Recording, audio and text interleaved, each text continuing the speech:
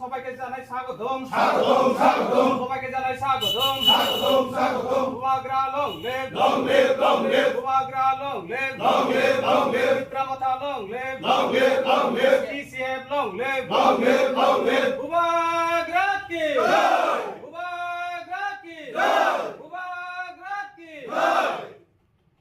আজকে এখানে যারা নগর আমাদের পিসিএফে জয়েন করছে তাদের সবাইকে স্বাগত জানাই এবং আপনাদের সবাইকে সশস্ত্র অভিনন্দন জানাচ্ছি। আমি একটা মেসেজ দিতে চাই আমাদের ত্রিপুরা বিধানসভাতে। এখানে আমাদের মাননীয় মন্ত্রী আছেন উপস্থিত বিশ্বজিৎ দেববর্মা মহাশয়, ওনার মাধ্যমে আমার একটা অনুরোধ যে আমাদের এই সিমলা এলাকার যারা বিজেপির নেতৃত্ব রয়েছেন তাদের জন্য কঠোর নিরাপত্তা ব্যবস্থা যাতে ইমিডিয়েট করা হয় অনুমতি বিলম্বে।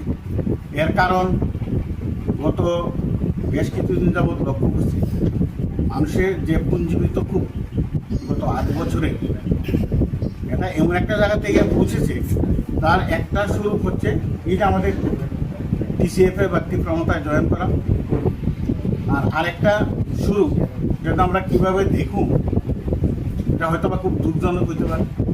এই জন্য তাদের নিরাপত্তার ব্যবস্থা করা হোক। মানুষের যে ক্ষোভ আছে এটা কোন দিকে কীভাবে প্রকাশ পায় এটা কিন্তু বলা যায় না, কারণ আমরা শান্তি সম্প্রীতি এবং উন্নয়নে বিশ্বাসী। এখানে টিসিএফ এবং তীব্রমতা আর বিশেষ করে সিমনা তো সবসময় একটা শান্তির জায়গা, সবাই জানে। কারণ 2023 নির্বাচনের পরে সারা ত্রিপুরাতে বিভিন্ন জায়গাতে জ্বলছে, আগুন জ্বলছে, কিন্তু আমাদের সিমনাতে এটা সম্ভব হয় ডিউ টু আমাদের মন্ত্রী, আমাদের এমএলএ বিশ্বজিৎ দেববর্মা এবং তীব্রমতা এবং রবীন্দ্র দেববর্মা আমাদের প্রাক্তন এমএলএ। সুতরাং এই জায়গাটাতে আমরা চাই না এখানে কোনো ক্লেশ হোক, এখানে কোনো পরিস্থিতি উত্তেজিত হোক, ওখানকার শান্তি বিঘ্নিত হোক, এটা আমি চাই না। আমার অনুরোধ এই মন্ত্রিসভার কাছে যে এই যে এখানে 2-4 জন নেতা আছেন তাদের জন্য সিকিউরিটি ব্যবস্থা করা হয়। কারণ পরে যে কিচ্ছু করলে কিন্তু আমার তীব্রমতা বা আমাদের টিসিএফকে যেন দায়ী করবেন না, কারণ মানুষের স্বতঃস্ফূর্ত সংগ্রামের সামনে আমরা তো বাধা হয়ে দাঁড়াতে পারি না এবং এটা আমাদের ডিউটিও না।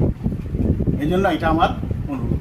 আর আজকে যারা এসে এখানে তাদের সবাইকে আমি অনেক অনেক ধন্যবাদ জানাই এবং আগামী দিনে আমাদের সিমনাতে হয়তোবা এমন একটা দিন আসবে এখানে বিজেপির কোনো চিহ্ন থাকবে, এটা সবাই